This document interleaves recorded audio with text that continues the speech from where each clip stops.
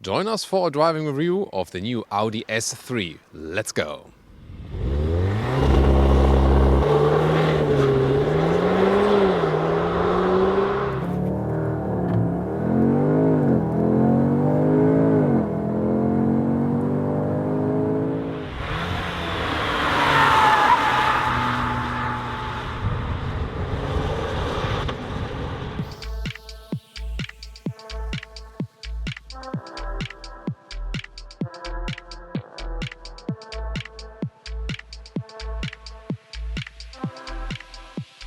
Here in the front, this new A3 generation for all models gets a bigger front grille. The basic dimensions have not changed.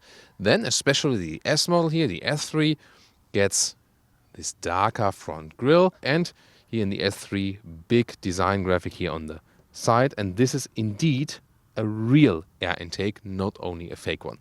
Headlamp, new design in the new generation. Comes standard with LED, optional the matrix LED with an elaborated high beam function. The length of the Audi S3 Sportback is 4.34 m, 14'2" or 171 inches. Wheels come from 18-inch for the S3 and optional these 19-inch. You either have a fixed suspension, minus 50 millimeters to the base version, or then the optional adaptive suspension, also minus 50 millimeters. But here in this case for the S3, you can also combine it to the 19-inch wheels. So with the A3, adaptive suspension is 18-inch wheels maximum. Here they can also combine it with the 19-inch wheels. In the rear we can see a typical hatch shape, but then this new generation more horizontally drawn tail lamps with a modern signature on the inside. Black Audi rings again because of this additional dark package. And in the lower part here, first of all, a honeycomb structure right here, then a big diffuser, and these are real exhaust pipes. And here we have the Sedan, 4.50 meters, 14'8" or 177 inches. That means it's 15 centimeters or 6 inches longer than the hatchback. Same wheelbase, of course, it's just a different overhang in the rear.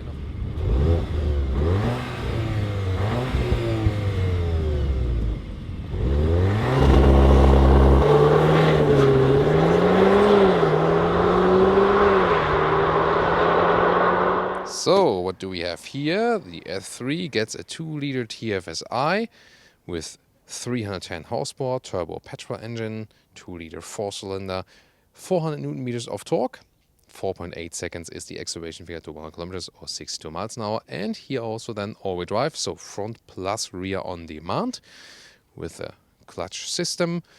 So we'll see how that one plays out in the driving part. And you can see here some red accentuations where the cylinders are underneath.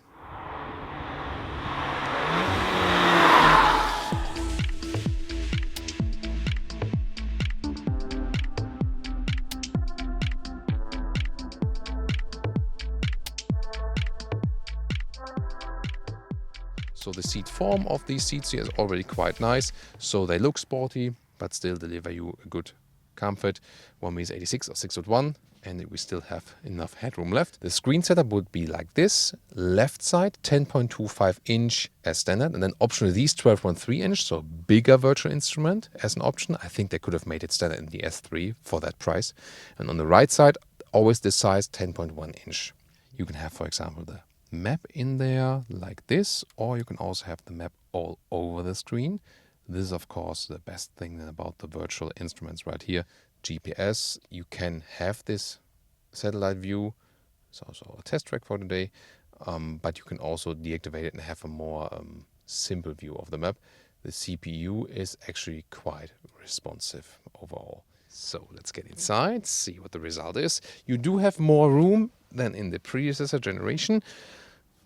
Here, this is the recess here at the back of the seat, so we still have some legroom left and especially more headroom than in the predecessor. So this works very well, again with 1.86 or 6'1", and it would also be no problem in the sedan. Now to the trunk, S3 Sportback, here we go. 325 liters of capacity, that means a loss of 55 liters here for the S3 model because of the all-wheel drive parts. Then you lose a little bit of height right here from that cover. In the front, the Sportback, so the hatch and the sedan, the limousine right here, They're just the same. You can, again, just pick different colors. A difference would then be for the rear, because it's a little bit different as for the headroom. It has more headroom than the predecessor generation. And, considering with the hatch, it's not a big difference. Of course, you have a slightly falling roofline, but you'll also easily fit in there as a tall adult. Now the trunk of the S3 sedan. So the main difference is you have more length than in the hatchback. So that's the advantage. The disadvantage would be you cannot load things in and out as easily, because in the hatchback you would have an open area here. Interesting thing here is that especially the S3 Sportback does lose a lot of luggage capacity. First of all, also because of the all-wheel drive and the parts you need for that, you lose in height, and also the normal car battery has moved from the front to the rear underneath the trunk for weight balancing reasons, and that's why it's also 325 liters here of boot capacity, the same as for the hatchback. Whereas normal A3 hatch to A3 sedan, there would be a difference of 45 liters for the sedan. So usually sedan trunk more capacity. Here in these sport models, it's the same.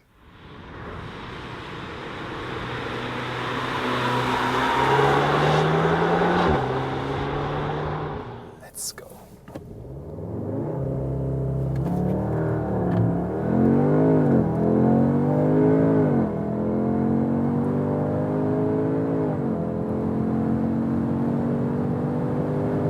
That's 160 kilometers an hour. Really nice acceleration due to this all-wheel drive, also punch from the rear, but very smooth and even out. And here now in the dynamic mode, we have the rear the overall suspension stiffer. So when I'm doing a lane change here, for example, really good feedback. We can also drive in this small chicane, for example. So when you look at the steering wheel here, very precise movements. I hardly have to grab around, so very direct. This progressive steering, which is standard then for the S3, really cool. Wow, such a great steering feeling. So here, there's like every single degree command is being transported to the road. And when we accelerate out of the corner here now, like this,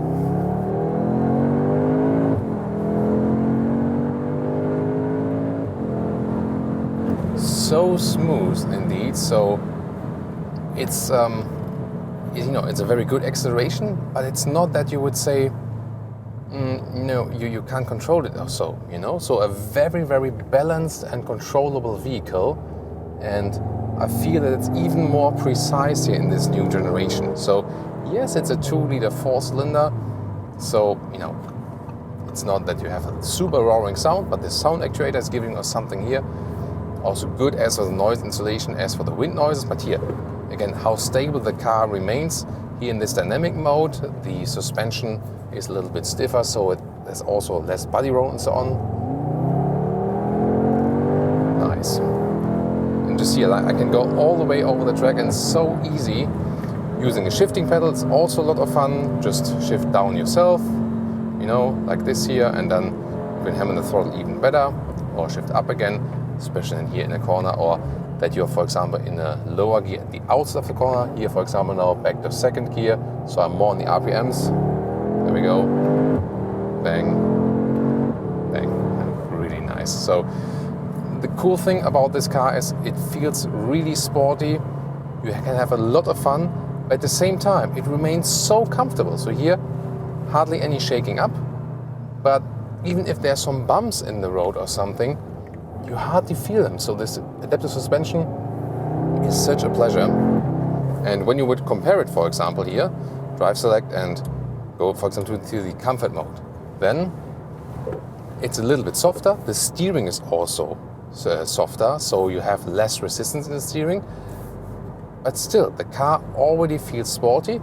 It's now then in the D-shifting mode. That means the RPMs are not turned up that high, but at the same time, if you use the shifting pedals, for example, you can just shift down these gears again, and you also have a good punch out of the corner. Not so much sound feedback then, but here, even in the comfort mode, this car drives sporty. And once again, it's not that it's like super stiff all the way straight, but you see there's no annoying leaning to the outside then. But of course, we have more feedback in the dynamic mode. So in this new generation, what they have also done is widen this span they have between comfort and sportiness even further. So yeah, what a flawless driving feeling. As for understeer and so on, yeah, I mean the all-wheel drive takes that away a little bit, so then it's less of a problem definitely. So the more I hammer the throttle, the more torque is being also transported to the rear wheels. And so you see, when I really try to force the issue now, like really like this. Here, look at how calm the steering remains. So understeering here, just perceived, actually not a problem at all. So I think that's also something they definitely accomplished here. And once again, so silky smooth in the corners. It's, to me, one of the, best balanced sporty vehicles.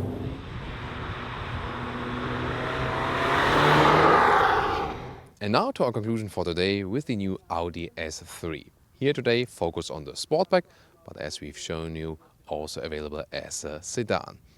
Well, exterior-wise, you have sporty accentuations, especially if you go for this dark or black package, but you can also have it a little bit more elegant when you have these contrasts then in the silver way.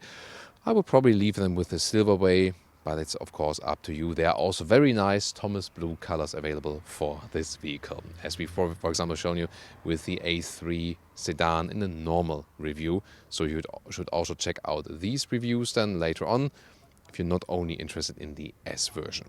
But definitely still a good choice of sportiness and elegance at the same time from the exterior. The interior is also very cleanly designed. A lot of touch functions, yes, but the menu structure is very simple and easy, and the CPU is also good, so I think it's a good solution. And you still have a manual climate unit here, so that's also the best between the four siblings, VW Golf, Skoda Octavia and the Seat Leon. A very well to use interior, straightforward, I think. Yeah, these prominent air vents, I think they're a matter of preference. I got used to them meanwhile now. Very good that in this new A3 generation, and the same counts also for the S3, you get a lot of good choices for animal-free seats that are even more full-cycle sustainable using recycled materials. At the same time, they offer you great seating comfort and also are breathable. So that's how you do it nowadays. Really nice. More space also in this generation here. Also, if you compare it to the predecessor, due to the all-wheel drive system, the sedan will especially lose in trunk capacity if you compare it to the normal A3 model. That's a disadvantage. Other than that, of course, the main difference sedan to the hatchback is sedan longer trunk, not that well to access. Hatchback shorter trunk, but easier to access. Yeah, but still, also as an S3 version, very well usable. And overall, I think it is one of the best compact segment cars here on the market at the moment. Here in the S version and the sporty version, of course, even more performant, have more horsepower, double the horsepower tune we had last time with the 1.5 TSI, so good drive forward definitely, but also in the dynamic, really nice, especially with the adaptive suspension. I was surprised how comfortable this car still is, although we had the 19-inch wheels mounted here today, so this adaptive suspension works very, very well. I would also recommend to go for this one, especially with the sporty model, unless you really want to have it in a very, very stiff way, then the driving, of course. Yeah. So overall, I think that's the best about this vehicle, this compromise, a very good compromise. Compromise always sounds negative, but here it's a really good one. You can drive it very, very sporty. It's a lot of fun to drive it, but at the same time, it has a lot of comfort. So to me, this one would also be the more desirable car if you compare it with an RS3 when you think about everyday driving life experience. So overall, I think, yeah, really, really good rating from us here today. It's just the price that is really, really high. So also one of the most expensive compact vehicles you can go for. So I hope you enjoyed this episode here for today. Thank you so much. Always great to have you on board here. See you next time.